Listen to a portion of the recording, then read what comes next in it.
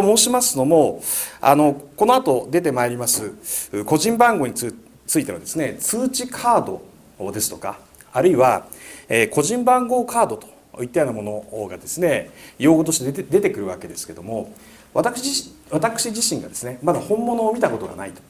いうことで、まだ見たことないものについてですね、ああでもないこうでもないとかっていうお話をするっていうこと自体がですね、ちょっと私としてはなんとなく普段とは違うなという感じがございまして、少しやはりこれから想定されるものっていうのはまだまだ運用が始まるということで、未知のことも多いわけですけれども、こんなことが起きるんじゃないかというような予測も含めてお話をするということになります。